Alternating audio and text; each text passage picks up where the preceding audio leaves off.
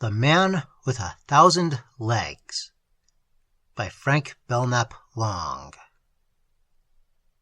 Chapter 1.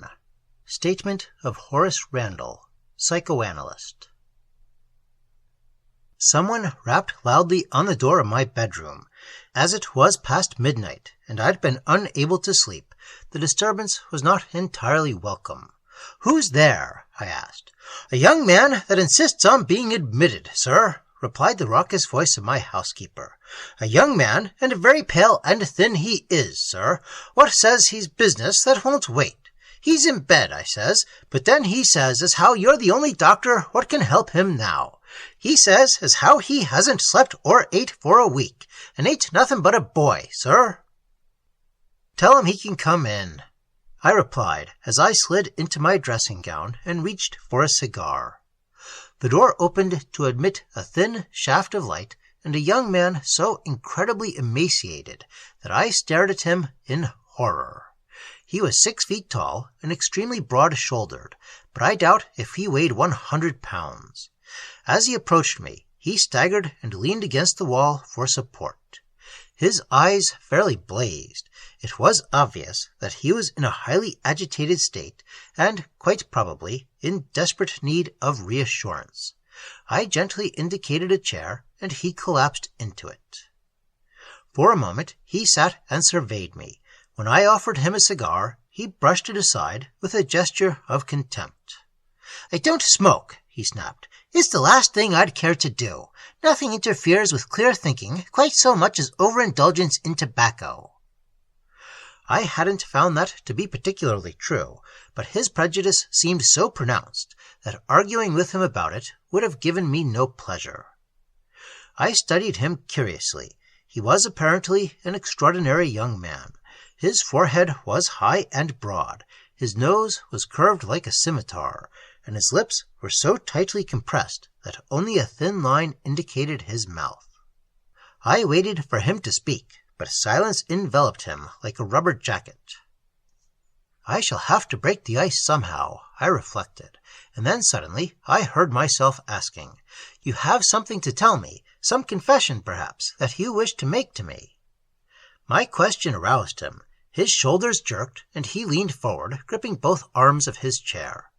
"Yes, I have a confession.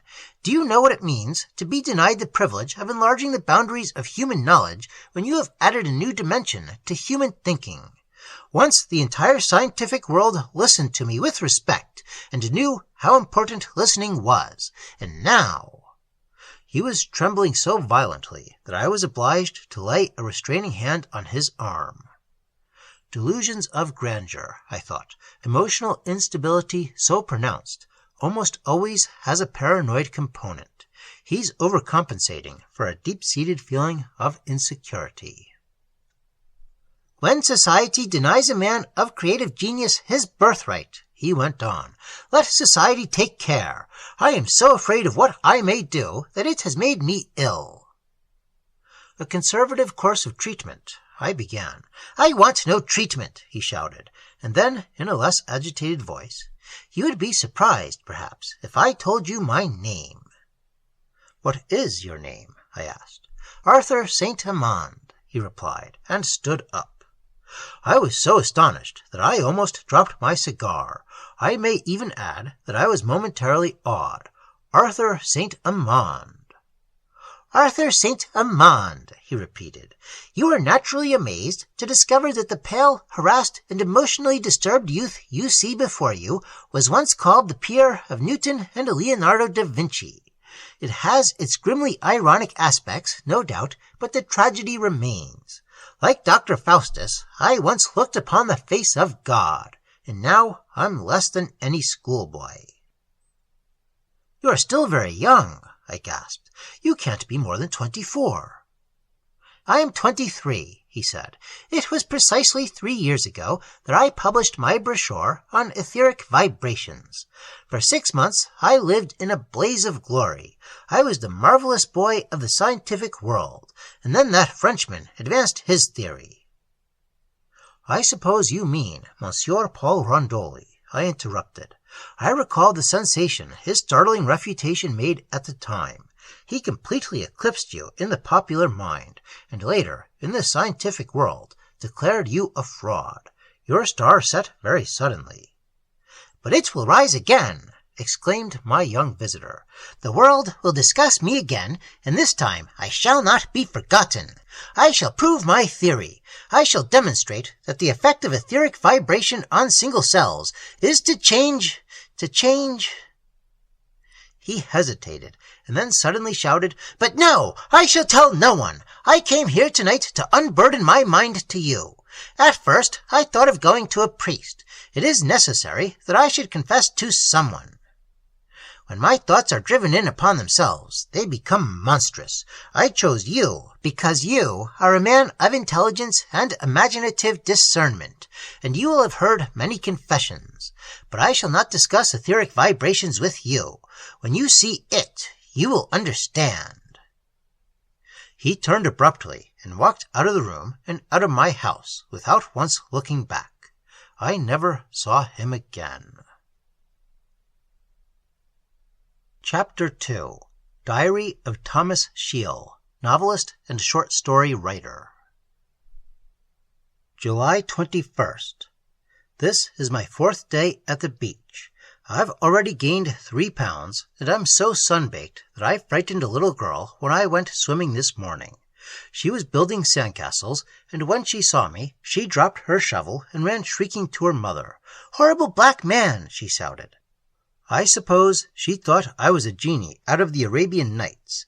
It's pleasant here. I've almost got the evil taste of New York out of my mouth. Elsie's coming down for the weekend. July 22nd. The little girl I frightened yesterday has disappeared. The police are searching for her, and it is generally believed that she has been kidnapped. The unfortunate occurrence has depressed everyone at the beach. All bathing parties have been abandoned, and even the children sit about sad-eyed and dejected. No footprints were found on the sands near the spot where the child was last seen. July 23rd. Another child has disappeared, and this time the abductor left a clue. A young man's walking stick and hat were found near the scene of a violent struggle. The sand for yards around was stained with blood. Several mothers left the new beach hotel this morning with their children. July 24th. Elsie came this morning. A new crime occurred at the very moment of her arrival, and I scarcely had the heart to explain the situation to her. My paleness evidently frightened her. "What is the matter?" she asked. "You look ill." "I am ill," I replied. "I saw something dreadful on the beach this morning." "Good heavens!" she exclaimed. "Have they found one of the children?" It was a great relief to me that she had read about the children in the New York papers. "No," I said, "they didn't find the children, but they found a man with his head bashed in, and all the blood had been drained from his body. And close to where he was lying, the investigators found curious little mounds of yellowish slime, of ooze. When the sunlight struck this substance, it glittered." "Has it been examined under a microscope?" asked Elsie. "They are examining it now," I explained. "We shall know the results by this evening." "God pity us all," said Elsie, and she staggered and nearly fell. I was obliged to support her as we entered the hotel. July 25th. 2 curious developments. The chemist who examined the jellyfish substance found near the body on the beach declares that it is living protoplasm, and he has sent it to the Department of Health for classification by one of their expert biologists. And a deep pool some 8 yards in diameter has been discovered in a rock fissure about a mile from the New Beach Hotel, which evidently harbors some queer denizens. The water in the pool is as black as ink and strongly saline. The pool is 8 or 10 feet from the ocean, but it is affected by the tides and descends a foot every night and morning.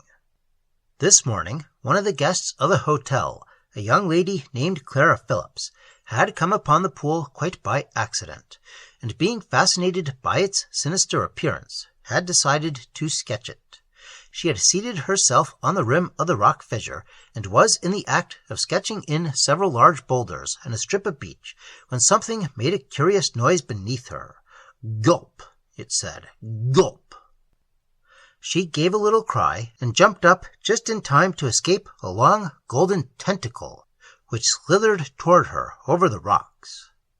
The tentacle protruded from the very center of the pool, out of the black water, and it filled her with unutterable loathing. She stepped quickly forward and stamped upon it, and her attack was so sudden that the thing was unable to flip away from her and escape back into the water. And Miss Phillips was an amazingly strong young woman. She ground the end of the tentacle into a bloody pulp with her heel. Then she turned and ran. She ran as she had not run since her prep school days. But as she raced across the soft beach, she fancied she could hear a monstrous, lumbering something pursuing her. It is to her credit that she did not look back. And this is the story of little Harry Dotty. I offered him a beautiful new dime, but he told it to me gratis. I give it in his own words. "Yes, sir, I'd always known about that pool. I used to fish for crabs and sea cucumbers and big purple anemones in it, sir. But up until last week, I always knowed what I'd bring up. Once or twice I used to get something a bit out of the ordinary, such as a bleeding tooth shell, or a headless worm with green suckers in its tail and looking like the devil on a Sunday outin', or a knowin'-looking skate, what you'd glare at me, sir. But never nothing like this, sir. I caught it on the top of its head, and it had the most human-looking eyes I ever saw. They were blue and soulless, sir. It spat at me, and I throws it down my line and beats it. I beats it, sir. Then I hears it come lumbering after me over the beach. It made a funny gulping noise, as if it were a-licking its chops." July 26th. Elsie and I are leaving tomorrow. I'm on the verge of an emotional crack-up. Elsie stutters whenever she tries to talk. I don't blame her for stuttering, but I can't understand why she wants to talk at all, after what we've seen. There are some things that can only be expressed by silence. The local chemist got a report this morning from the Board of Health. The stuff found on the beach consisted of hundreds of cells, very much like the cells that compose the human body. And yet they weren't human cells. The biologists were completely mystified by them, and a small culture is now on its way to Washington, and another is being sent to the American Museum of Natural History. This morning, the local authorities investigated the curious black pool in the rocks. Elsie and I and most of the other vacationists were on hand to watch operations. Thomas Wilshire, a member of the New Jersey Constabulary, threw a plummet line into the pool, and we all watched it eagerly as it paid out. 100 feet, murmured Elsie, as the police looked at one another in amazement. It probably went into the sea, someone exclaimed. I don't think the pool itself is that deep. Thomas Wilshire shook his head. There's queer things in that pool, he said. I don't like the looks of it. The diver was a bristling, brave little man with some obscure nervous affliction that made him tremble violently. You'll have to go down at once, said Wilshire. The diver shook his head and shuffled his feet. Get him into his suit, boys, ordered Wilshire, and the poor wretch was lifted bodily upon strong shoulders and transformed into a loathsome, goggle-eyed monster. In a moment he had advanced to the pool and vanished into its sinister black depths. 2 men worked valiantly at the pumps, while Wilshire nodded sleepily and scratched his chin. I wonder what he'll find, he mused. Personally, I don't think he's got much chance of ever coming up. I wouldn't be in his shoes for all the gold in Fort Knox. After several minutes, the rubber tubing began to jerk violently. The poor lad, muttered Wilshire. I knew he didn't have a chance. Pull, boys, pull! The tubing was rapidly pulled in. There was nothing attached to it, but the lower portion was covered in glittering golden slime. Wilshire picked up the severed end and examined it casually. Neatly clipped, he said. The poor devil. The rest of us looked at one another in horror. Elsie grew so pale that I thought she was about to faint. Wilshire was speaking again. We've made one momentous discovery, he said. We crammed eagerly forward. Wilshire paused for the fraction of a second. and a faint smile of triumph curled his lips. "There's something in that pool," he finished. "Our friend's life has not been given in vain." I had an absurd desire to punch his fat, triumphant face, and might have done so, but a scream from the others quelled the impulse. "Look!" cried Elsie. She was pointing at the black surface of the pool. It was changing color. Slowly, it was assuming a reddish hue, and then a hellish something shot up and bobbed for a moment on its surface. "A human arm!" groaned Elsie, and hid her face in her hands. Wilshire whistled softly. Two more objects joined the first, and then something round, which made Elsie stare and stare through the spaces between her fingers. "Come away," I commanded. "Come away at once." I seized her by the arm and was in the act of forcefully leading her from the edge of that dreadful circle of still dark water when I was arrested by a shout from Wilshire. "Look at it! Look at it!" he yelled. "That's the horrid thing! God, it isn't human!" We both turned back and stared. There are blasphemies of creation that cannot be described, and the thing which rose up to claim the escaping fragments of its dismantled prey was of that order. I remember vaguely, as in a nightmare of Tartarus, that it had long golden arms which shone and sparkled in the sunlight, and a monstrous curved beak below two piercing blue eyes, in which I saw nothing but unutterable malice. The idea of standing there and watching it munch the fragmentary remains of the poor little diver was intolerable to me, and in spite of the loud protests of Wilshire, who wanted us, I suppose, to try and do something about it, I turned and ran, literally dragging Elsie with me. This was, as it turned out, the wisest thing that I could have done, because the thing later emerged from the pool and nearly got several vacationists. Wilshire fired at it twice with the pistol, but the thing flopped back into the water, apparently unharmed, and submerged triumphantly. Chapter 3. Statement of Henry Greb, Prescription Druggist. I usually shut up the shop at 10 o'clock, but at closing time that evening I was leaning over the counter reading a ghost story, and it was so extremely interesting that I couldn't walk out on it. My nose was very close to the page, and I didn't notice anything that was going on about me, when suddenly I happened to look up, and there he was standing and watching me. I've seen some pale people in my time. A good many people that come with prescriptions are pale, and I've seen some skinny people, but I never have seen anyone as thin and pale as the young man that stood before me. "Good heavens!" I said, and shut the book. The young man's lips were twisted into a sickly smile. "Sorry to bother you," he says, "but I'm in a bad way. I'm in desperate need of medical attention." "What can I do to help you?" I says. He looks at me very solemnly, as if he were making up his mind whether he could trust me. "This is really a case for a physician," he says. "It's against the law for us to handle such cases," I told him. Suddenly he held out his hand. I gasped. The fingers were smashed into a bloody pulp, and blood was running down his wrist. "Do something to stop the bleeding," he says. "I'll see a physician later." Well, I got out some gauze and bound the hand up as best I could. "See a doctor at once," I told him. "Blood poisoning will set in if you're not careful. Luckily, none of the bones are fractured." He nodded, and for a moment his eyes flashed. "Damn that woman," he muttered. "Damn her!" "What's that?" I asked, but he had got himself together again and merely smiled. "I'm all upset," he said. "Didn't know just what I was saying. You must pardon me. By the way, I've got a little gash on my scalp which you might look at." He removed his cap, and I noticed that his hair was dripping wet. He parted it with his hands about an inch wide. I examined it carefully. "Your friend wasn't very careful when he cast that plug," I says at length. "I never believe in fly fishing when there's two in the boat. A friend of mine lost an eye that way." "It was made by a fishhook," he confessed.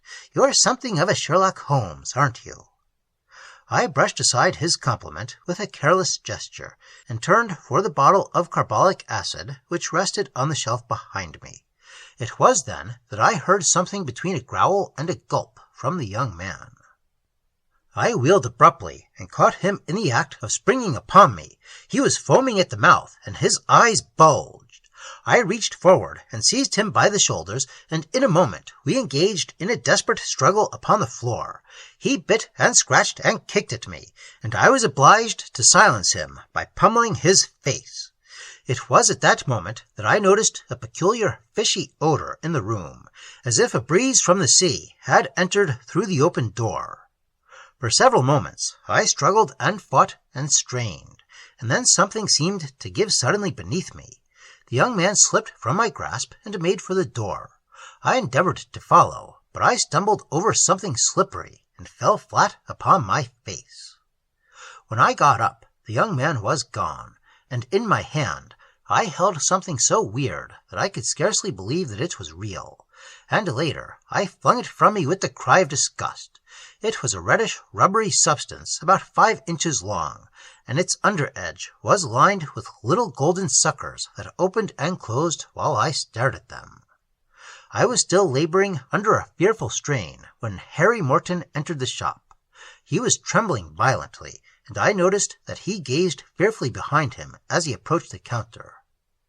"What's the best thing you have for highfalutin actin' nerves?" he asks. "There are some good new sedatives you don't have to have a prescription for," I says, "but what's the trouble with your nerves, Harry?" "Hallucinations," he groans, "them and other things." "Tell me about it," I says. "I was leaning against a lamppost," he says, "and I sees a big, lumbering, yellowish thing walking along the streets like a man. It wasn't natural, Henry. I'm not superstitious, but that there thing wasn't natural. And then it flops into the gutter and runs like a streak of lightning. It made a funny noise, too. It said, 'Gulp.'" I dissolved the sedative tablets in a glass of water and handed him the glass over the counter. "I understand, Harry," I says, "but don't go about blowing your head off. No one would believe you." Chapter 4. Statement of Helen Bowan. I was sitting on the porch knitting when a young man with a bag stops in front of the house and looks up at me. "Good morning, madam," he says. "Have you a room with a bath?" "Look at the sign, young man," I says to him. "I have a nice light room on the second floor that should suit you fine." Up he comes and smiles at me, but as soon as I saw him close, I didn't like him. He was so terribly thin, and his hand was bandaged, and he looked as if he'd been in a fight. "How much do you want for the room?" he asks. $12, I told him. I wanted to get rid of him, and I thought the high rate would scare him off. But his hand goes suddenly into his pocket, and he brings out a roll of bills and begins counting them.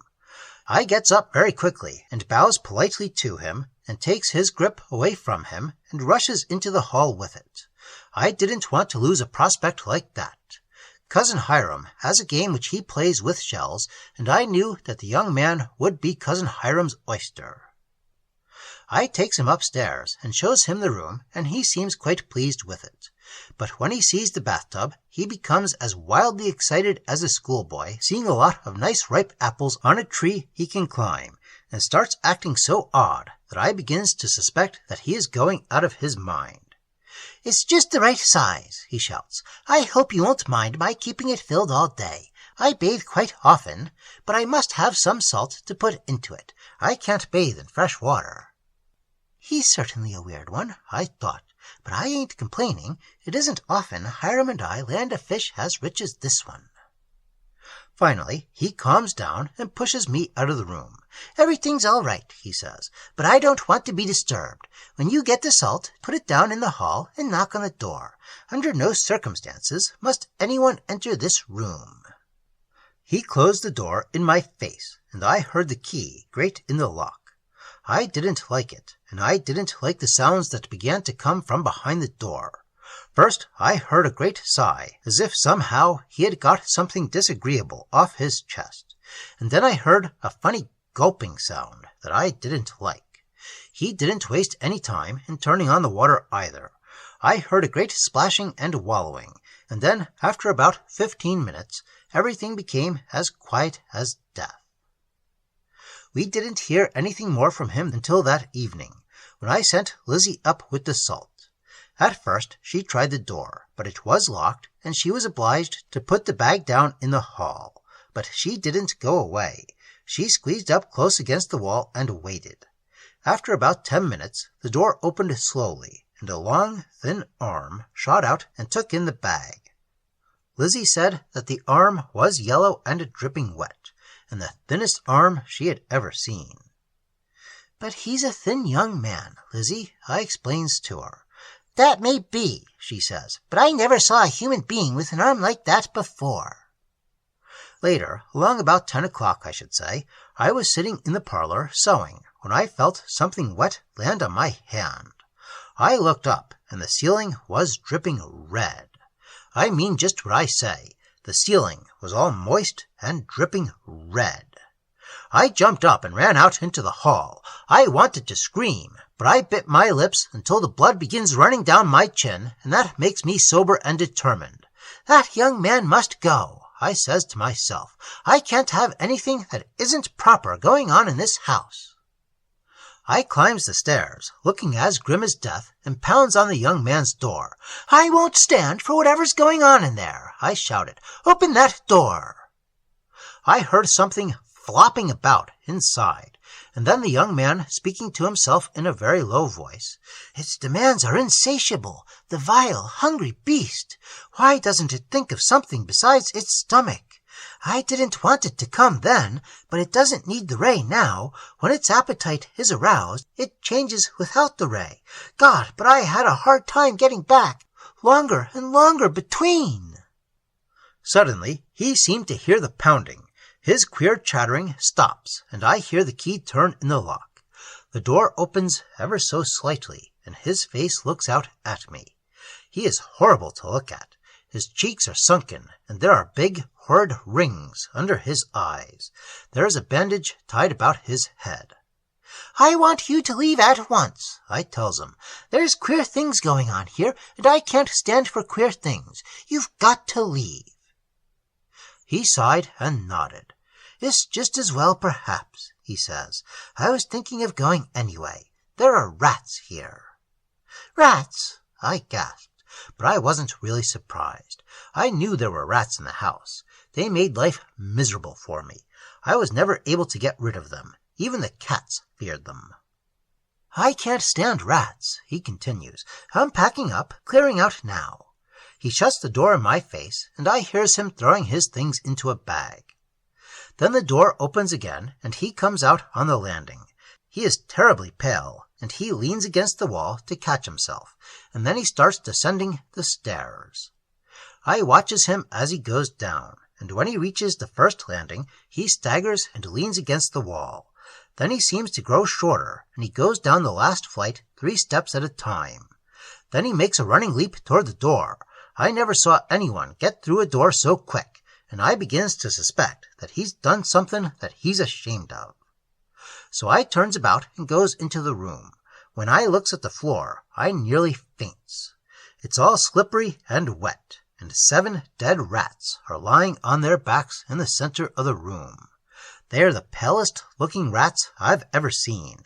Their noses and tails are pure white, and they looks as if they didn't have a drop of blood in them. And then I goes into the alcove and looks at the bathtub. I won't tell you what I saw there, but you remember what I says about the ceiling downstairs. I says it was dripping red, and the alcove wasn't so very different. I gets out of that room as quick as I can, and shuts and locks the door, and then I goes downstairs and telephones to Cousin Hiram. "Come right over, Hiram," I says. "Something terrible has been here." Chapter 5. Statement of Walter Noyes, Lighthouse Keeper. I was pretty well done up. I'd been polishing the lamps all afternoon, and there were calluses on my hands as big as hens' eggs. I went up into the tower and shut myself in and got a book that I'd been reading off and on for a week. It was a translation of the Arabian Nights by a fellow named Lang. Imaginative stuff like that is a great comfort to a chap when he's shut up by himself away off on the rim of the world, and I always enjoyed reading about Shamselnahar and Dariabar and the young king of the Black Isles. I was reading the first part of the King of the Black Isles, and had reached the sentence, and then the youth drew away his robe, and the Sultan perceived with horror that he was a man only to his waist, and from thence to his feet he had been changed into marble. When I happened to look toward the window, an icy south wind was driving the rain furiously against the panes, and at first I saw nothing but a translucent glitter on the wet glass, and vaguely beyond that the gleaming turmoil of dark, enormous waves. Then a dazzling and indescribable shape flattened itself against the window and blotted out the black sea and sky. I gasped and jumped up. "A monstrous squid," I muttered. "The storm must have blown it ashore. That tentacle will smash the glass if I don't do something." I reached for my slicker and hat, and in a moment I was descending the spiral stairway 3 steps at a time. Before emerging into the storm, I armed myself with the revolver and the contents of a tumbler of strong Jamaica rum. I paused for a moment in the doorway and stared about me, but from where I stood I could see nothing but the tall gray boulders fringing the southern extremity of the island and a stretch of heaving and rolling water. The rain beat against my face and nearly blinded me, and a deep murmur arose from the intolerable wash of the waves. Before me lay only a furious and tortured immensity. Behind my back was the warmth and security of my miniature castle, a mellow pipe, and a book of valiant stories. But I couldn't ignore the menace of the loathsome shape that had pressed itself against the glass. I descended 3 short steps to the rocks, and made my way rapidly toward the rear of the lighthouse. Drops of rain more acrid than tears ran down my cheeks and into my mouth and dripped from the corners of my mustache. The overpowering darkness clung like a leech to my clothes. I hadn't gone 20 paces before I came upon a motionless figure. At first I saw nothing but the head and shoulders of a well-shaped man, but as I drew cautiously nearer, I collided with something that made me cry out in terror. A hideous tentacle shot out and wound itself about my leg. With a startled cry, I turned and attempted to run, but out of the darkness leaped another slimy arm and another.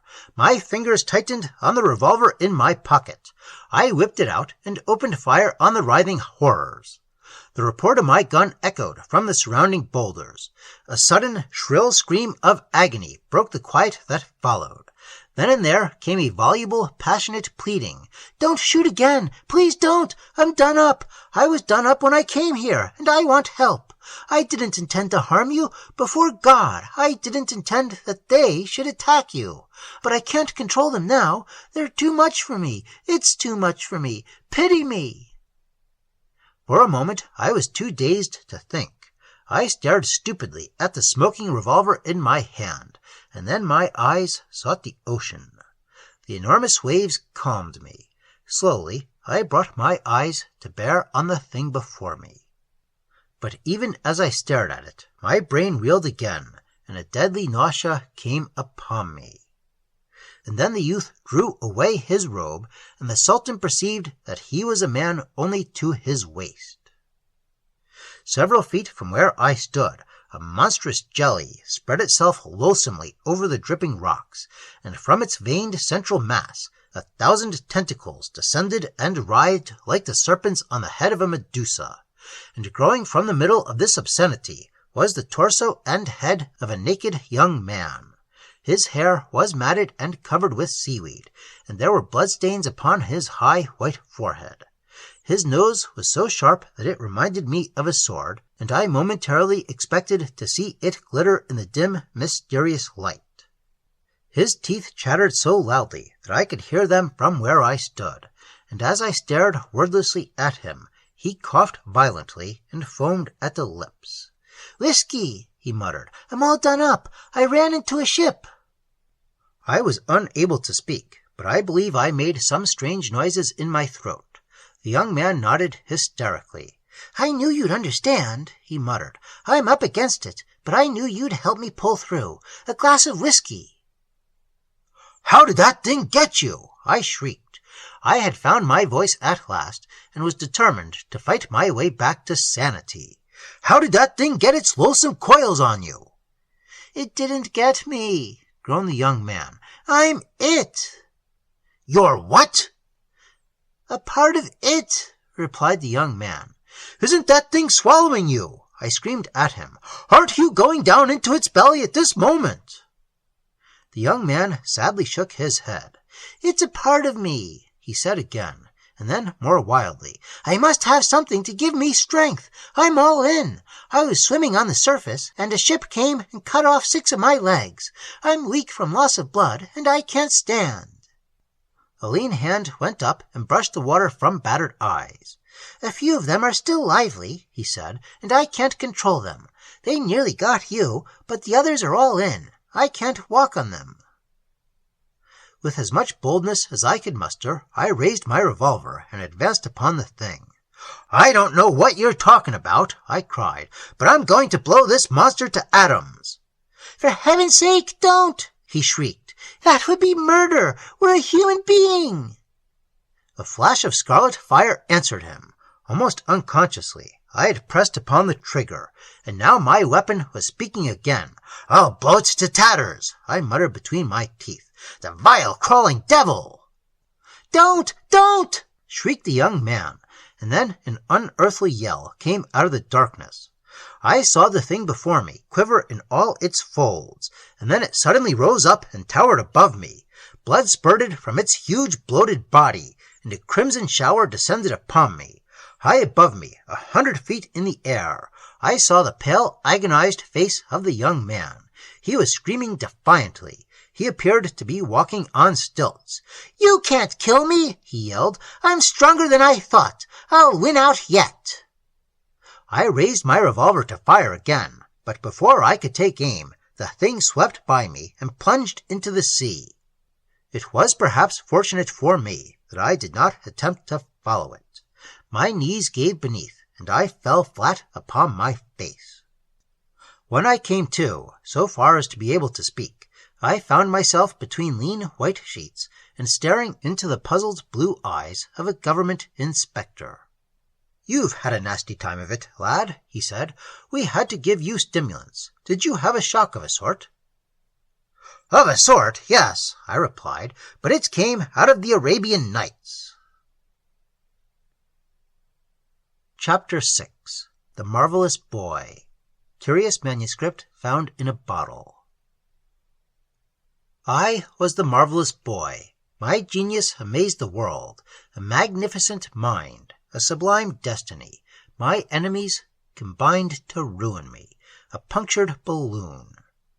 A little box, and I put a dog under it. He changed. Jelly. Etheric vibration generates curious changes in living cells. Process starts, and nothing can stop it. Growth. Enormous growth. Keep sending out shoots. Legs. Arms. Marvelous growth. Human being next. Put a little girl under it. She changed. Beautiful jellyfish.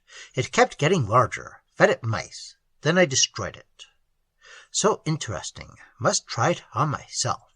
I know how to get back. Willpower. A child's will is too weak, but a man can get back. No actual change in cell content. A tremendous experience. I picked a deep pool where I could hide. Hunger. Saw a man on beach. The police suspect. I must be more careful. Why didn't I take the body out to sea? Horrible incident. Young lady artist. I almost caught her, but she stamped on a leg. Smashed it. Horrible pain. I certainly must be more careful. Great humiliation. Little boy hooked me, but I gave him a scare. The little devil. I glared at him. I tried to catch him, but he ran too fast. I wanted to eat him. He had very red cheeks. Adults are harder to drain and digest. Of course they suspect. Little boys always babble. I wanted to eat him, but I gave them all a good scare, and I got a man. He came down after me in a diver's suit, but I got him. I took him to pieces. Then I let the fragments float up. I wanted to scare them. I think I did. They ran for their lives. The authorities are fools. I got back, but it wasn't easy. The thing fought and fought. I'm master, I said, and it gulped. It continued to gulp, and then I got back. But my hand was smashed and bleeding. That fool clerk, why did he take so long? But he didn't know how hungry his red face made me. The thing came back without the ray. I was standing before the counter, and it came back. I sprang at him. I was lucky to get away. Terrible trouble. I can't keep it from coming back. I wake up in the night and find it spread out on the bed and all over the floor. Its arms writhe and writhe, and its demands are insatiable. Every waking moment it demands food. Sometimes it completely absorbs me, but now, as I write, the upper portion of my body is human. This afternoon I moved to a furnished room near the beach. Salt water has become a necessity. Changes come on more rapidly now. I can't keep it off. My will is powerless. I filled the tub with water and put in some salt. Then I wallowed in it. Great comfort, great relief. Hunger, dreadful, insatiable hunger. I am all beast, all animal. Rats. I have caught 6 rats. Delicious. Great comfort, but I've messed up the room. What if the old idiot downstairs should suspect? She does suspect. Wants me to get out. I shall get out. There is only one refuge for me now. The sea. I shall go to the sea. I can't pretend I'm human any longer. I'm all animal, all beast. What a shock I must have given the old hag. I could hear her teeth chattering as she came up the stairs. All I could do to keep from springing at her.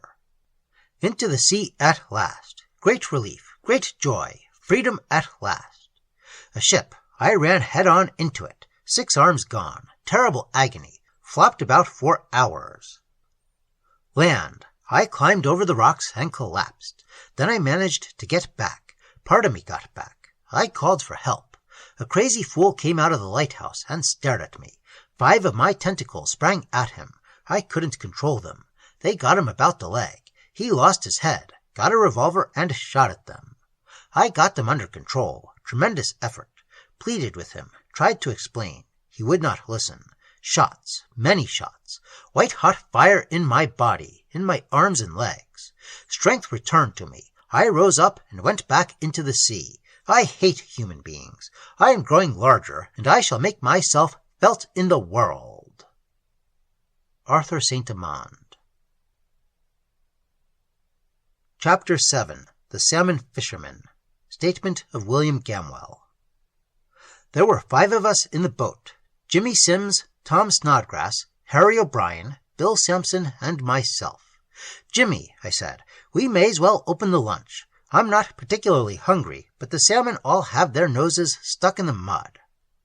They sure ain't biting, said Jimmy. I never seen such a bum run of the lazy critters. Don't go complaining, Harry piped up. We've only been here 5 hours. We were drifting toward the east shore, and I yelled to Bill to pull on the oars, but he ignored me. We'll drift in with the shipping, I warned. By the way, what's that queer-looking tug with the broken smokestack? It came in this morning, said Jim. It looks like a rum runner to me. They're taking an awful risk, Harry put in. The revenue cutter's due by line any minute. There she is now, said Bill, and pointed toward the flats. Sure enough, there was the government boat, skirting the shore and looking like a lean wasp on the warpath. She's heading the tug off as sure as you're born, said Bill. I'll say we're in for a hot time. Backwater, I shouted. Do you want to get between 'em?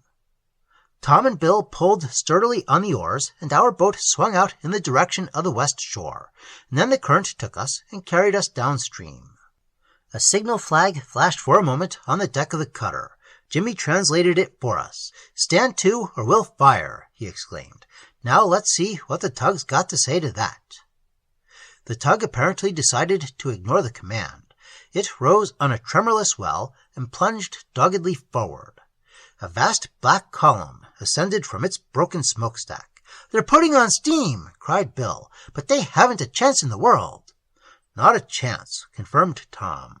One broadside will blow 'em to atoms. Bill stood up and clapped his hands to his ears. The rest of us were nearly deafened by the thunderous report. "What did I tell you?" shouted Tom. We looked at the tug. The smokestack was gone, and she was wallowing in a heavy swell. "That was only a single shot across her bows," said Bill, "but it did a lot of damage. Wait until they open fire with the big guns." We waited, expecting to see something interesting, but we saw something that nearly frightened us out of our shoes. Between the cutter and the tug, a gigantic yellowish obscenity shot up from the water and towered 30 feet in the air. It thrashed wildly about and made a horrible gulping noise. We could hear the frenzied shrieks of the men on the tug, and from the deck of the cutter someone yelled, "Look at it! Look at it! Oh my God!" "Mercy in heaven!" groaned Bill. "We're in for it!" sobbed Tom. For a moment the thing simply towered and vibrated between the two boats, and then it made for the cutter. It had at least 1,000 legs, and they waved loathsomely in the sunlight.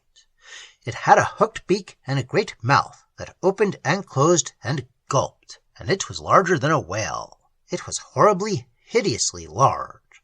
It towered above the cutter, and in its swaying immensity it dwarfed the two boats and all the tangled shipping in the harbor. "Are we alive?" shrieked Bill. "And is that there shore really Long Island? I don't believe it. We're in the Indian Ocean, or the Persian Gulf, or in the middle of the Hyperborean Sea. That there thing is Jormungandr." "What's a Jormungandr?" yelled Tom.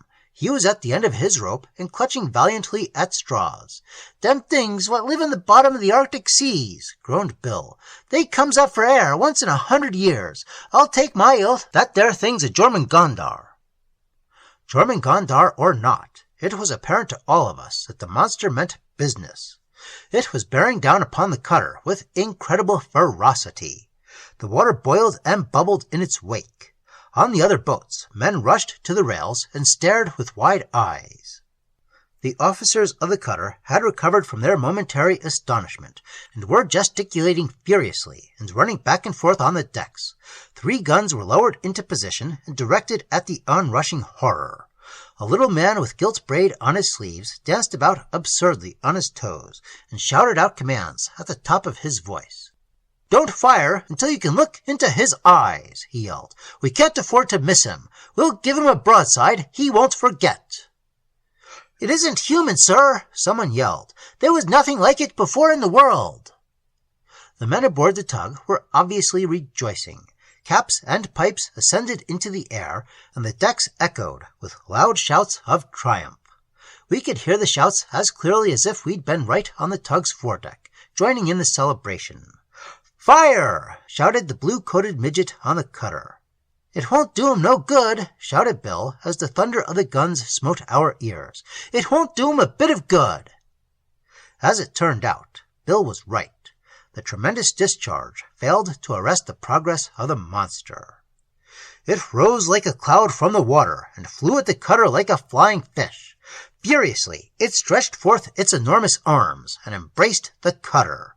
It wrenched the little vessel from the trough of the wave in which it wallowed and lifted it violently into the air. Its great golden sides shone like the morning star, but red blood trickled from the gaping hole in its throat.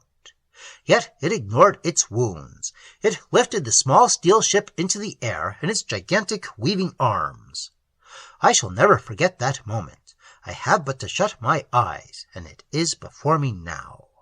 I see again that gigantic horror from the measureless abysses, that twisting, fantastic monstrosity from depths of blackest midnight, and in its colossal arms and legs I see a tiny ship from whose deck 100 little men fall shrieking and screaming into the sea beneath its hideously writhing tentacles. Its glittering bulk hid the sun. It towered to the zenith, and its weaving arms twisted the cutter into a shapeless mass of glistening steel. "We're next," muttered Bill. "There ain't nothing that can save us now. A man ain't got a chance when he runs head-on against a Jormungandr." My other companions fell upon their knees, and little Harry O'Brien turned yellow under the gills. But the thing did not attack us. Instead, with a heart-breaking scream that seemed outrageously human, it sank beneath the waves, carrying with it the flattened, absurd remains of the cutter and the crushed and battered bodies of 100 men. And as it sank loathsomely from sight, the water about it flattened out into a tremorless plateau and turned the color of blood. Bill was at the oars now, shouting and cursing to encourage the rest of us. "Pull, boys," he commanded. "Let's try to make the south shore before that there fish comes up for breath. There ain't one of us here what wants to live for the rest of his life on the bottom of the sea. There ain't one of us here what'd care to have it out with a German Gondar." In a moment we had swung the boat about and were making for the shore. Men on the other ships were crying and waving to us, but we didn't stop to hand in any reports. We weren't thinking of anything but a huge monstrosity that we would see towering and towering into the sky as long as our brains hung together in our foolish little heads. Chapter 8. News Item in the Long Island Gazette. The body of a young man, about 25 years old, was found this morning on a deserted beach near Northport. The body was horribly emaciated, and the coroner, Mr. E. Thomas Bogart, discovered 3 small wounds on the young man's thigh. The edges of the wound were stained as though from gunpowder. The body scarcely weighed 100 pounds. It is thought that the youth was the victim of foul play, and inquiries are being made in the vicinity. Chapter 9. The Box of Horror. Statement of Harry Olson. I hadn't had a thing to eat for 3 days, and I was driven to the cans. Sometimes you find something valuable in the cans, and sometimes you don't. But anyhow, I was working 'em systematically. I had gone up the street and down the street, and hadn't found a thing for my pains except an old pair of suspenders and a tin of salmon. But when I came to the last house, I stopped and stared. Then I stretched out a lean arm and picked up the box. It was a funny-looking box with queer glass sides and little peek holes in the side of it, and a metal compartment about 3 inches square in back of it, and a slide underneath large enough to hold a man's hand. I looked up at the windows of the house, but there wasn't anyone watching me, so I slipped the box under my coat and made off down the street. It's something expensive, you can bet your life on that, I thought. Probably some old doctor has croaked, and his widow threw the thing away without consulting anyone. This is a real scientific affair, this is, and I ought to get a week's board out of it. I wanted to examine the thing better, and so I made for a vacant lot where I wouldn't be interrupted. Once there, I sat myself down behind a signboard and took the contraption from under my coat and looked at it. Well, sir, it interested me. There was a little lever on top of it you pressed, and the slide fell down, and something clicked in the metal box in back of it, and the thing lighted up. I realized at once that something was meant to go on the slide. I didn't know just what, but my curiosity was aroused. That light isn't there for nothing, I thought. This box means business. I began to wonder what would happen if something alive were put on the slide. There was a clump of bushes near where I was sitting, and I got up and made for it. It took me some time to get what I was after, but when I caught it, I held it firmly between my thumb and forefinger so it couldn't escape, and I talked to it. "Grasshopper," I said, "I haven't any grudge against you personally, but the scientific mind is no respecter of persons." The infernal varmint wriggled and wriggled and covered my thumb with molasses, but I didn't let up on him. I held him firmly and pushed him onto the slide. Then I turned on the lever and peeped through the holes. The poor little creature squirmed and fluttered for several minutes, and then he began to dissolve.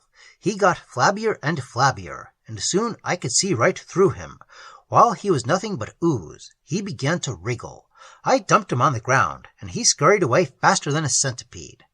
I'm deluding myself, I thought. I'm seeing things that never happened. Then I did a very foolish thing. I thrust my hand into the box and turned on the lever. For several moments nothing happened, and then my hand began to get cold.